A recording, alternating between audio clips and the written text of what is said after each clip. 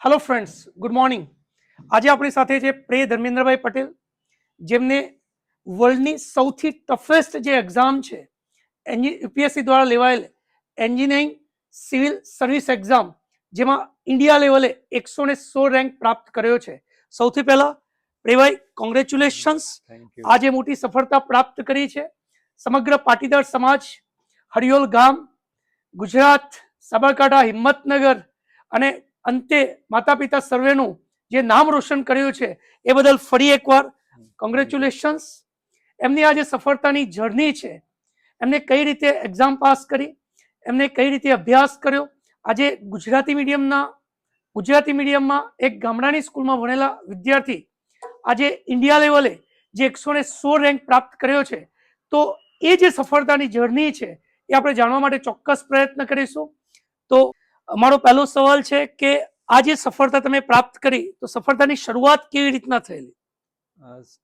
મારી જર્નીની વાત કરું તો સૌ પ્રથમ કહેવાય કે આ બધું જેના માટેનું મોટિવેશન મળે એ મતલબ ફેમિલીમાંથી જ હતું. કે મારા બા દાદા ટીચર, મમ્મી પપ્પા ટીચર, મતલબ ટીચર બેકગ્રાઉન્ડ હતું. તો સૌથી પહેલાં ત્યાંથી જ એક મોટિવેશન અને કહેવાય કે ઇન્સ્પિરેશન મળે કે કઈ રીતે આગળ વધવું. અને ઇનિશિયલ એજ્યુકેશન મેં ગામની પ્રાઇમરી સ્કૂલમાંથી જ કર્યું, ગુજરાતી મીડિયમમાં. અને ત્યારબાદ સેકન્ડરી એજ્યુકેશન ગઢોડા હાઈસ્કૂલમાંથી પૂર્ણ કર્યું. અને 11th-12th સાયન્સ મેં પરફેક્ટ સ્કૂલમાંથી પૂર્ણ કર્યું. ત્યારબાદ 11th-12thમાં એક થોડી એવી કમી લાગી હતી કે જેવી મતલબ જે એડવાન્સની જે પ્રિપરેશન થઈ શકવી જોઈએ એટલી થોડી લેસ અવેરનેસના લીધે થોડું એટલી થઈ શકી નથી. તો મેં પછી ડિસાઈડ કર્યું કે એક વર્ષ ડ્રોપ લેવો છે અને જેઈ એડવાન્સની તૈયારી કરવી છે. તો એ તૈયારી માટે મેં પછી દિલ્હી જવાનું નક્કી કર્યું. અને દિલ્હી મેં મતલબ એક વર્ષ જેટલા ક્લાસીસ માટે લગભગ 2018થી 2019 વચ્ચે ત્યાં પ્રિપરેશન કરવા માટે ગયો. ત્યાં મેં લગભગ જે એડવાન્સ એક્ઝામ ક્લિયર કરી, લગભગ 15 કે 16,000 જેટલું રેન્ક પ્રાપ્ત કર્યો હતો. અને ત્યારબાદ મેં NIT સુરતમાં બીટેક સિવિલ એન્જિનિયરિંગમાં એડમિશન લીધું.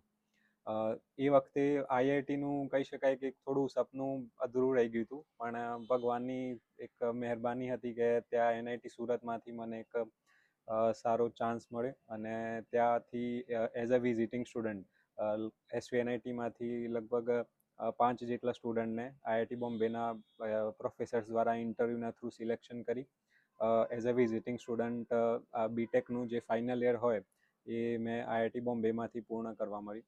અને ત્યારબાદ ત્યાં IIT બોમ્બેમાંથી જ સારા એવા ઘણા ઇન્સાઇટ મળ્યા હતા કે યુપીએસસીની પહેલાં તો એવું જ હતું કે યુપીએસસી ખાલી બસ એક યુપીએસસી પાસ કરો એટલે કલેક્ટર થવાય, એવો વિચાર મારા મનમાં પણ પહેલાંથી એવો જ હતો કે ભાઈ એટલી જ પાસ કરાય. શરૂઆતમાં આપણને એટલું જ ખ્યાલ હતું, એટલી કોઈ અવેરનેસ હતી નહીં. પણ ત્યાં IITમાં ગયા, NITમાં ગયા એટલે ત્યાંથી ઘણું એવું જાણવા મળ્યું કે ભાઈ યુપીએસસી એન્જિનિયરિંગ સર્વિસની એક્ઝામ પણ લે છે. એન્જિનિયરિંગ સર્વિસના સિવાય પણ ઘણી એવી બધી એક્ઝામ છે, લાઈક ઇન્ફોર્મેશન સર્વિસ હોય, NDA આર્મી માટેની એક્ઝામ હોય, પછી બીજી એકાઉન્ટ સર્વિસ હોય. એ ટાઈપની ઘણી યુપીએસસી એક્ઝામ લેતી હોય છે, જેની આપણા અહીંયા ઘણી અવેરનેસ ઓછી છે. એ લોકો સુધી પહોંચે મતલબ ઘણું ઇમ્પોર્ટન્ટ છે. તો એવી ઘણી એક્ઝામ હોય કે છોકરાઓ માટે એ પણ ઓપ્શન અવેલેબલ છે કે ત્યાં જઈ શકે. ત્યાંથી પછી મેં એન્જિનિયરિંગ સર્વિસ એક્ઝામ આપવાનું નક્કી કર્યું. અને એની પ્રિપરેશન માટે મેં દિલ્હી લગભગ 1.5 વર્ષ જેટલા ક્લાસ કર્યા.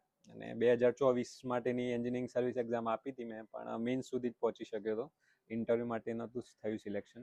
અને પછી જે કહેવાય કે મહેનત મેં ચાલુ જ રાખી કે શું કહેવાય, એક અલ્ટિમેટ મારું જે ગોલ હતો એ પૂર્ણ કરવાનો હતો. તો મેં 2025ની એક્ઝામમાં પ્રિપરેશન કન્ટિન્યુ રાખીને મતલબ પ્રિલિમ્સ, મેન્સ અને ઇન્ટરવ્યૂ 3 સ્ટેજ ક્લિયર કરી અને ઓલ ઇન્ડિયા 116 રેન્ક પ્રાપ્ત કર્યો. પ્રે પટેલની સફર આપણને શીખવે છે કે સામાન્ય પરિસ્થિતિમાંથી પણ અસામાન્ય સિદ્ધિ મેળવી શકાય છે.